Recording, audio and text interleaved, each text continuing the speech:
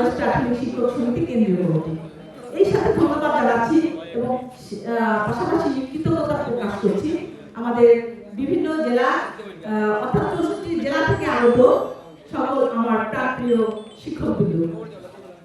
আজকে আমাদের 2025 সালে দ্বাদশ কাউন্সিল অর্থাৎ আমাদের দ্বাদশ প্রতিনিধি সভার চতুর্বার্ষিকী অর্থাৎ 4 বছর পরে যে কমিটি ম্যাচ শেষ হয়ে যাওয়ার পরে নতুন কমিটি তৈরি করা হয়। আজকে সেই কমিটির আয়োজন করেছি। আমি ভেবেছিলাম যে আমার বাংলাদেশের যত শিক্ষক আছে তারা সবাই জানে যে আসলে আমি শিক্ষকের জন্য কি ধরনের নিবেদিত হয়ে কাজ করতে চাই, আর সেই সুযোগটা আমি তৈরি করতে চাচ্ছি আপনাদের সহযোগিতার মধ্য দিয়ে।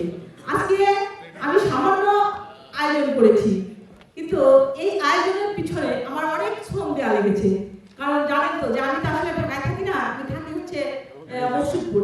ওখান থেকে বন্ধের দিনে এসে আবার আমি চাকরি করি মডেল স্কুলে, অর্থাৎ ওখানে 800 স্টুডেন্ট আমার।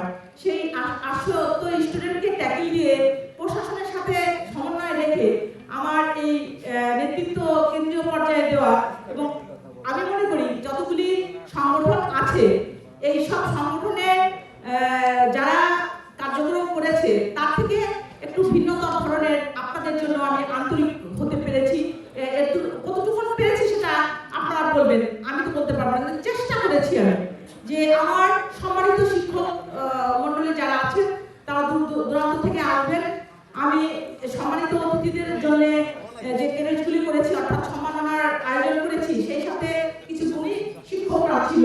আপনারা জানেন যে উপজেলা জেলা পর্যায়ে যারা আসলে শ্রেষ্ঠত্ব অর্জন করে তাদের জন্য আমি কাজটা করেছি।